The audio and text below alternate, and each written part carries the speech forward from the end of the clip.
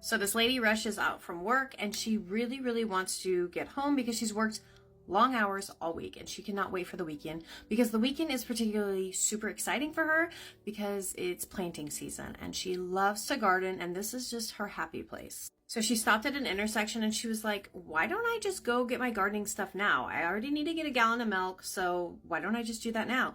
Where the gardening center was, there was another area right in the same parking lot that sold milk. So she was like, I'm just gonna go tonight and get a jump on it. So she's at the gardening center and she's so just happy. The smells, the sounds of the little birds all around, just everything makes her so happy. So she's like, oh, I'm so glad I came tonight. So glad I can start getting, a head start on this. And she turns around and she looks and there's a lady pushing a cart close to her. And the lady has like the most beautiful blue flowers you've ever seen. Like they were in perfect condition. And this lady smiled at her and she also had a blue dress on. And the lady that's shopping for the flowers was like, I want those flowers. Like, where did she get those flowers? They're so pretty. So next thing you know, she's getting lost in looking at flowers and all of a sudden they start announcing the store is going to be closing soon. Please get your items, take them up. We're going to be closing. So she's like, oh man, okay. So she heads up, she goes and she checks out and then she heads to her car, unloads her flowers, and then she walks right across the way to go get her gallon of milk. So she goes and gets her gallon of milk and she comes back and all of a sudden there's just her and another car in the parking lot. That's it. There's no other cars, which is just crazy because the employees and everything just left. And she's walking by and she sees this man on the ground by his car and he looks like he's reaching under for something.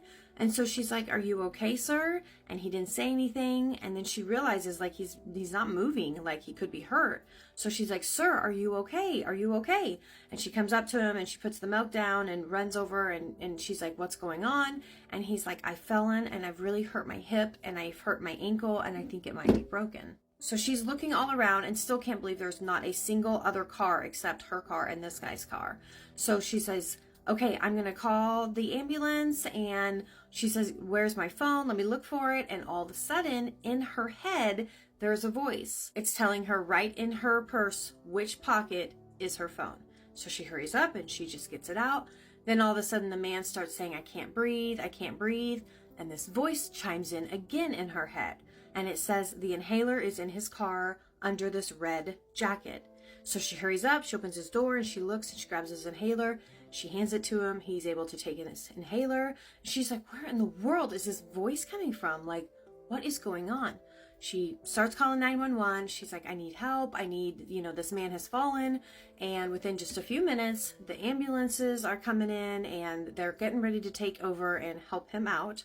And she just stands up and she's just looking around like, first off, where did this voice come from? And second, I still cannot believe nobody else came out to help me. Then right about that time, she looks over at the side of the building where the flowers were and she sees all these beautiful flowers. And so she walks over to it because she's like, well, where did that lady go that was buying all of these flowers? She walks up to the flowers and she's looking and she can't see her. But sure enough, she looks at the actual flower and turns the thing over to see what its name is, and its name is Blue Angel. Do you think a ghost could also be your guardian angel? So there is a school and the custodian is working late one night and he slips off his ladder and falls, and this is on a Friday evening, and unfortunately nobody finds him until Monday morning when it's too late. After this awful incident, they had 2 custodians always on duty in case one needed help and the other would be there for them. So over time, people started realizing that there were things going on that were what you would call a friendly ghost. The radio stations would click on different stations back and forth. If there was anything ever electrical, it usually was this friendly ghost playing games. They would politely say, knock it off, let me do my job. And he would usually just let it be and stop his games. Then one night, these 2 custodians are working together and there's like this big, thick smoke right in front of them. And they're not sure where to go or what to do exactly. So they just instantly call the fire department. The fire department comes in, checks it out. The fire department says, if you were to walk through the smoke to go figure out what this is, you probably would have been severely injured. Something happened with like the boiler system to where they would have gotten very, very hurt. So to this day, this custodian worker, she tells her kids that ghost he saved my life that day. Within the last 10 years, they had to do some remodeling to this school, and they're hoping that by moving the school around a little bit, that maybe the spirit moved over and he can go now play his shenanigans somewhere up above. So this mom and dad and new baby are driving on the road, and it's starting to get icy and it's getting dark out. So the dad is heading up a ramp to go onto the interstate, and all of a sudden he just starts sliding, and he slides right into the ditch, and their car rolls, and it is absolutely terrifying. So of course the dad wakes up and the car is not the way it's supposed to be, and he's frantic, looking over at his wife, looking over at his new baby in the back seat, and he's just freaking out. And then he gets this just calming presence over him, like everything's going to be okay. And he looks out his window, and remember, his car's like flipped over, so he's looking out the window, and what he sees right next to him is something he has never forgot. There was not one, not two, but 3 people standing right next to him, just looking at him in his car.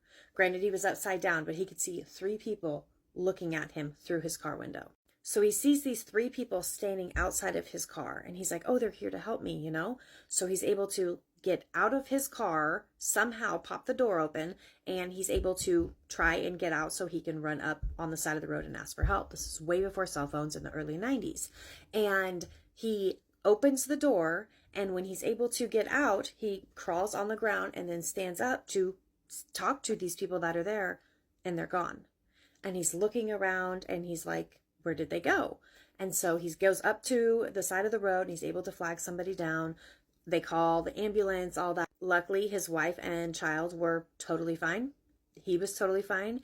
He says to this day, he knows those 3 people standing right outside his window were his guardian angels. He has then since went on and named businesses after this with the word triple in it because of these 3 angels that have guided him through his life. And he will tell the story over and over. And it's absolutely amazing.